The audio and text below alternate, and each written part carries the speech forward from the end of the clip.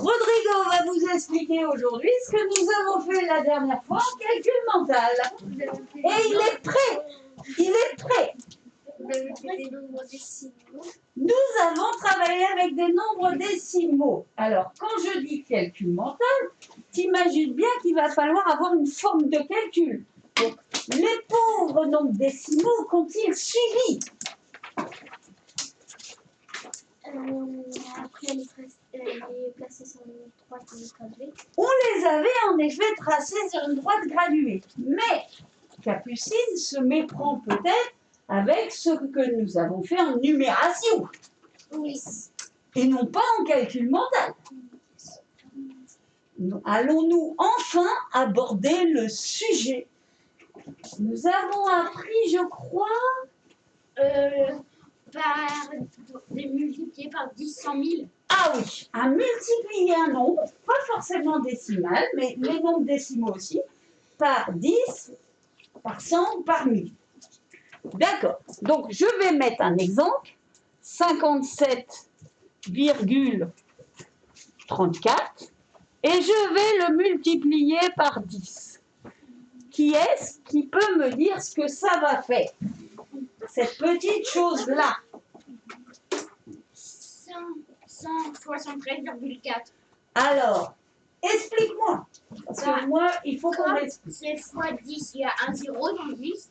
Et un 0, ça fait qu'on décale la virgule de 1. Donc, ça va faire 573,4. Vers la droite. Il a oublié de dire un petit truc qui me paraît important. C'est qu'en fin de compte, quand on multiplie un nombre, le nombre devient plus grand. Parce que ça, il faut que tu comprennes que pourquoi la droite ou la gauche. Parce que si tu ne comprends pas, à un moment, tu vas dire à droite ou à gauche. Donc, quand je multiplie, mon nombre est plus grand. Ce qui veut dire que pour que mon nombre, il a 57 dans la partie entière, pour qu'il devienne plus grand que 57, il faut forcément ma virgule, elle aille vers la droite pour que ma partie entière grossisse. Et après, on a le droit de dire une petite technique. Voilà, comme 10, il y a un 0. Je vais décaler d'un cran ma virgule vers la droite. Et je vais donc bien avoir, je réécris les mêmes chiffres, et je vais avoir ma virgule qui va passer entre le 7 et le 3. On va avoir maintenant 3 dans les unités et 4 dans les dixièmes. Dizaines, ce serait pas bon. D'accord? Et ça ne remet pas en cause ce qu'on a vu pour les nombres entiers, puisque les nombres entiers, si je mets 36 fois 100, est-ce qu'on peut utiliser la même méthode? Non. Eh bien si, on peut utiliser la même méthode, puisque 36, on sait que c'est la même chose que 36,0000. J'ai le droit d'écrire ça. Ah ben tiens, je vais l'enlever et j'écris ça à la place. C'est la même chose que 30. J'en mets combien de zéros? 2. Bah, je vais en mettre 2. Pourquoi j'en mets 2? Parce qu'il y a 2 zéros. Parce qu'après, on va décaler la virgule de 2 crans, puisque mon nombre il va devenir 100 fois plus grand. Ce qui veut dire que on retrouve bien ce qu'on a toujours appris. Je réécris le nombre et je mets au bout les 2 zéros. Ben, ça revient au même. Et maintenant, on comprend pourquoi on mettait au bout les 2 zéros. Est-ce que ma virgule, elle sert à quelque chose là? Non. Ok. Alors ça, c'est la technique pour multiplier par 10, multiplier par 100, et je vais dire etc. Mais aujourd'hui, je vais compliquer encore l'affaire. Parce qu'on a multiplié par 10, multiplié par 100 et tout. Très bien. On va utiliser une méthode similaire pour diviser. C'est-à-dire... non, je ne vais pas faire ça. Diviser. Ah, mais alors moi, quand tu me dis c'est l'inverse, j'aimerais bien savoir ce qui se passe dans ta tête. Parce que moi, l'inverse, ça ne veut pas dire grand-chose en mathématiques. Attends. Tu vas trop vite pour moi, je vais prendre un petit exemple. Je vais prendre 115 0,03. Et on le divise par, allez, 10.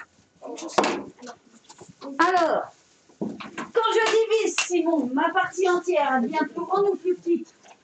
Tu as une somme d'argent, tu décides de partager, de diviser. Bah forcément, tu vas avoir des petites parts.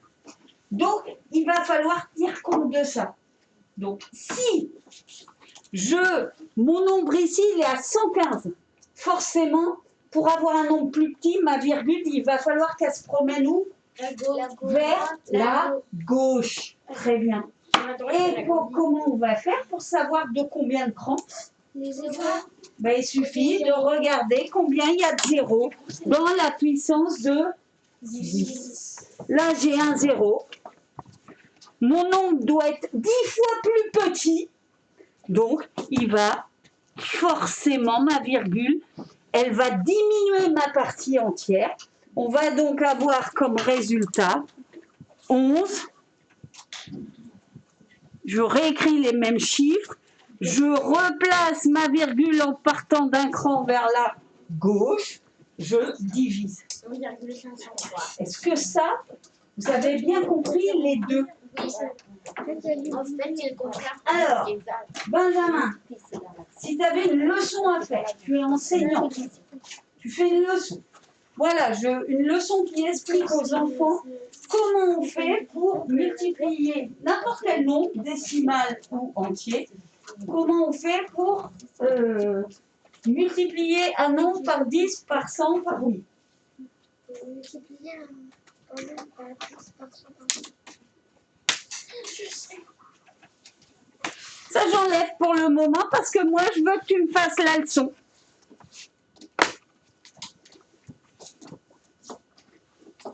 Vous pouvez l'aider parce que je pense que sinon, ça va être un petit peu long.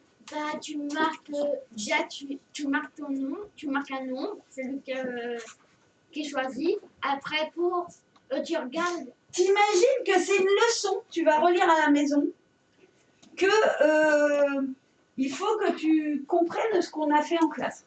Donc moi, ce que je trouve intéressant déjà, c'est de dire, est-ce que mon nombre, il diminue ou il augmente? Quand je multiplie un nombre par 10, non, tu ne joues pas avec le max. Soit tu l'enlèves totalement, tu le mets sur la table d'à côté. Voilà, par exemple. Voilà. Alors, commençons par ça. Quand je multiplie un nombre décimal ou entier par 10, 100, 1000, il devient plus grand.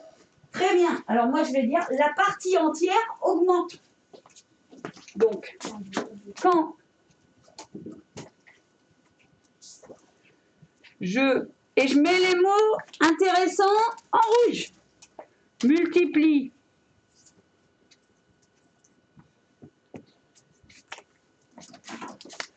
un nombre, allez, je vais dire décimal, par une puissance de 10, on appelle ça une puissance de 10, mais je ne vais pas vous en mêler la tête. Fractionnaire maîtresse. Non, non, non. S'arrête là. Qu'est-ce qui se passe? Le nombre entier augmente. La partie entière de ce nombre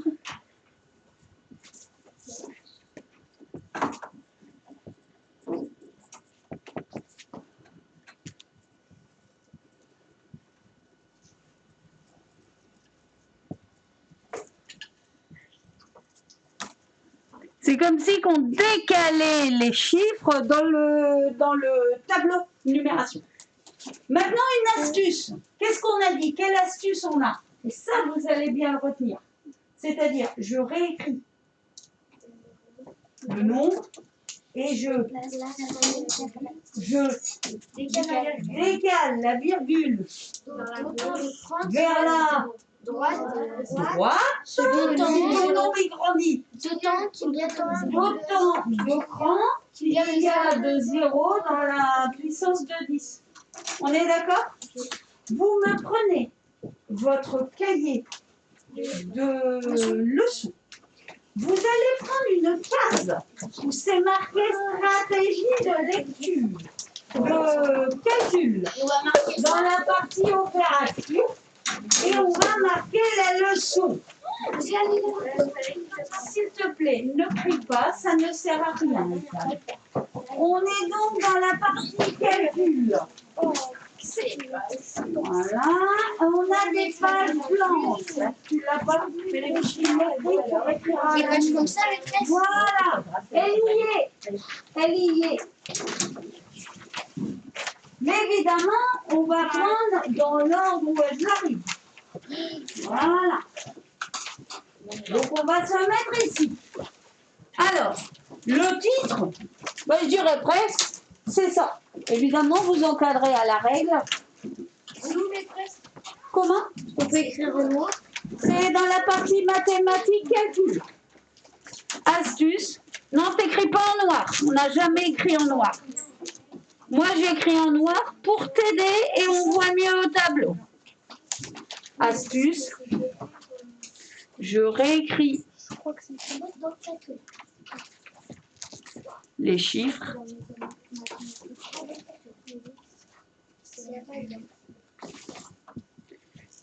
Du nombre.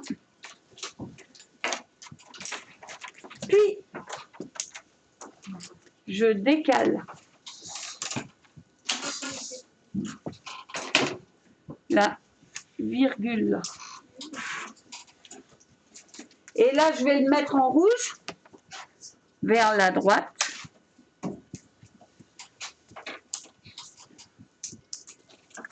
D'autant de crans